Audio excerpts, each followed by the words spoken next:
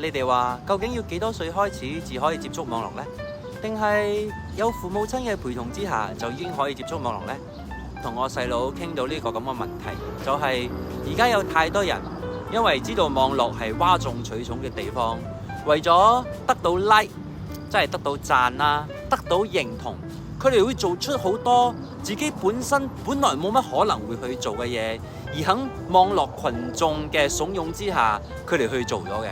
譬如話未成年者走去搶劫而唔小心傷人嘅事，喂，本來搶劫就係錯幾年啫，無端端錯多10幾年，因為佢唔小心傷到人，完全係因為網絡上有人問佢你敢唔敢？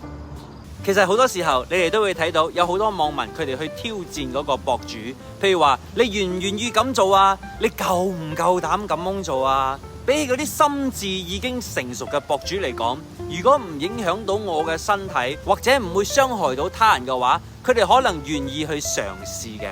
比起嗰啲心智唔成熟嘅，佢哋真係幾危險都夠膽做嘅。甚至乎我喺某一個平台曾經遇過一個主播啊，佢因為嗰個玩家應承咗佢會送佢一份大禮物，而應承咗嗰個玩家一個無理嘅要求，莫忘住。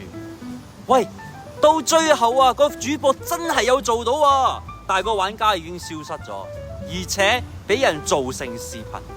哇，呢樣嘢真係，你想講嗰個玩家錯啊，定係想講個主播錯呢？喺呢一方面呢，我就非常之佩服我細佬啦。我細佬就話咗一句，我絕對唔會容許我嘅細路哥呢去瀏覽啲咁冇營養嘅影片嘅。至少啊，喺佢心智未成熟之前，佢係唔會准許去瀏覽啲咁嘅影片嘅。而且喺佢心智未成熟嘅呢年紀啦，好容易去得到人哋嘅敬奉、人哋嘅嗰個稱讚嘅話，會令到呢個細路嘅嗰個虛榮心非常之膨脹嘅。所以佢係絕對唔容許咁嘅嘢㗎嚇。至少喺呢段時間呢，佢會比較想培育佢下一代嘅藝術細胞，多過教佢點樣去上網。講真啦，我係知道嘅。你掉一個平板俾一個細路哥，你真係唔需要理佢咗嘅。佢可以成日就對住個平板嘅。但係我喺佢對住平板嘅嗰段時間啦，究竟佢係真係學到好嘅嘢啊，定係學到啲唔三唔四嘅嘢啊？呢樣嘢你哋真係要好好去觀察一下。如果唔係，以後怪得邊個啊？你哋話係咪得？